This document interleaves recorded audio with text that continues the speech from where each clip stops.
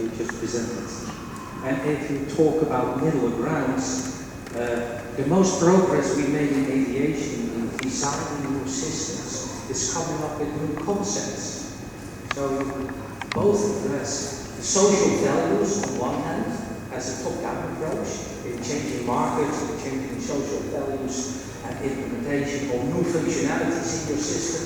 On the other hand, you have to deal with legacy systems which already have a very strong, important derivative impact in the design space you still have.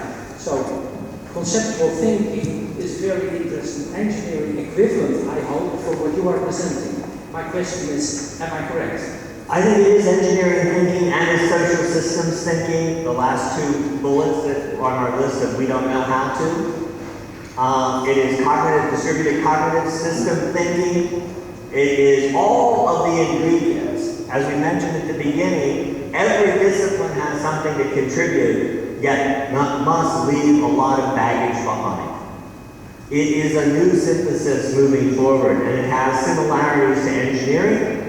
I didn't have time to run through one of the new innovations. I had really wanted to put up differential equations to say that the concepts in the theory of graceful extensibility turn into a key parameter, which is operational in many different levels and systems. We've applied it to shared control problems in classic aviation vehicle control, and we can use that to get significant improvements in control performance of an aircraft under various disturbance conditions. So that at one scale, I can show you, I can turn it into a very tangible, specific way to improve performance in the system. Now that's just at one scale. Others will come back and say we have to work at different scales in terms of social structure, jurisdiction, such as the hospital system, right? Where the same constraints wouldn't apply in detail, so the same mathematical formulation wouldn't work, but the theory guides you as to what to look for. So that we could go to Terry Fairbanks in his hospital and look for and start to track similar things based on those middle ground concepts and what are the indicators of the presence of those.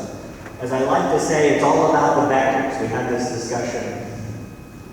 If you look at a lot of what people present at these meetings, related ones, it's all about point.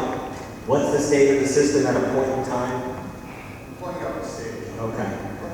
And it's a vector. Richard, Richard wants to ask something. Is it going to be clear? Having spent the last 20 years or more of my life listening to David. 29, Richard. 29. I have to, and in the spirit of therapy, I have to make this confession, which is when I'm with David and he's explaining things, it all seems perfectly clear. And then I walk out of the room and it suddenly evaporates. And I'm still in that position now going on 30 years. And so the question isn't for you, the question is for the other Dave. How do we take, and it probably goes to John's question as well, what would be the steps that you would have me take as a person attending this conference to leverage this opportunity to gain a comprehension of what you just discussed? Because I'm afraid, although it seems clear to me now, that 30 minutes from now it's going to be gone. In my head. I'm not saying it's gone from the world. I'm saying I will not comprehend this 30 minutes from now in a way that's useful. And I want to ask you, as a person who has to deal with people who want the results concretely every day, what is your recommendation to me about the next steps that I should take to achieve that end? So my experience is similar but a little different. Every time I talk to David, I leave enthused and inspired, but also convinced that I've been studying the wrong things for the last 25 years. And there's obviously no time to just replicate what he's done, right? Read the literature, right? So I was given some advice in graduate school once that stuck with me. It says, you know, when you're learning a new subject, it feels like the amount of material you have to know is just going out and out and out. And unfortunately, that's where most people stop. But if you push far enough, it actually starts to come back in, right? And so I don't think there's a shortcut, but what I do think is the continued conversation. For me, I'm seeing more connections than I saw previously. I'm seeing ideas that in my more precise, clean mathematical world have relevance to that, right? So I think it's an ongoing conversation, right? I think trying to write things down is always good. If you didn't write it down, it didn't happen, right? At least for me, one of the missing connections between these two worlds is I want to start building small canonical mathematical models that show things like fuzzy boundaries are not just sort of taken at face value, but are the consequence of other things.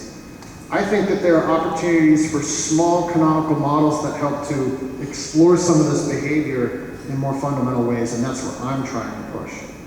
But I would say continue the conversation, because I've been trying to set up a series of conversations routinely, right? Resilience Week being one of them, right? This meeting only happens every couple of years. David knows that I have this notion of a progressive dinner party, right? We have to keep this conversation going if we're ever going to get from this into this. That's kind of a non-answer, but okay. Okay, we're way over time. We will be here. We're happy to talk to you tonight. And someone videoed it, so we need you to send us the video. So if anybody needs a refresher when they forget 30 minutes, he's got the video. I got it. All right, thank you all.